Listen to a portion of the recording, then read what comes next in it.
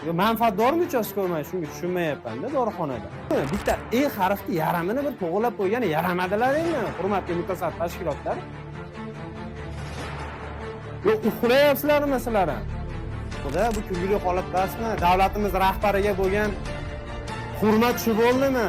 Mahalla yettiligini. Bu davlat rahbariga bo'lgan hurmat shumi Andijonda?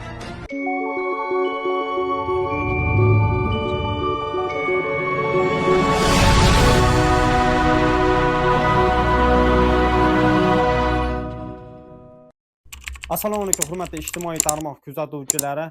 Andijon viloyati Shahrixon tumani Qumtepa MFsiga tashrif buyurdik. Tashrif buyurgan chog'imizda, ya'ni As Medical dorixonasiga tashrif buyurdik. Tashrif buyurgan chog'imizda 102 qisqa raqamga murojaat qilganmiz. Bitta har xil janjal, urush-janjallar chiqib ketganligi sababli u holat bo'yicha uchastkavoy kelib bizni, ya'ni o'sha MF inspektori kelib bizni mahalla yettiligiga olib bordi. Mahalla yettiligida bitta joyga ko'zim tushdi.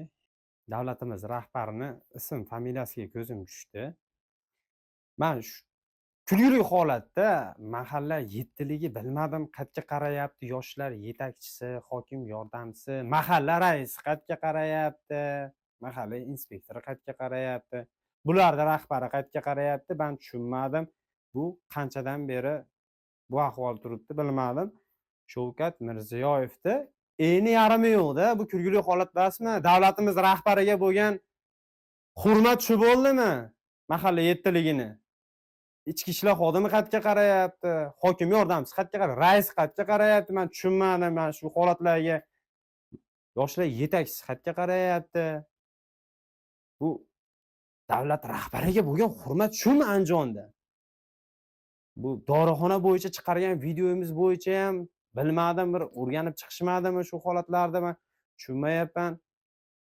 O'sha yerda ham o'zi bizga aytdi, murojaat qilmay, hali chetda hali yarashib olaveringlar deb uchastkavoy aytdi.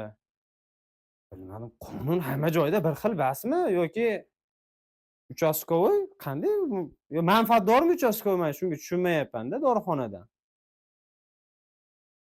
Davlat rahbariga bo'lgan hurmat shumi? Bitta E harfni yaramini bir to'g'rilab qo'ygani yaramadilaringmi, hurmatli mutasaddi tashkilotlar? Yo, uxlayapsizlarmi sizlar ham?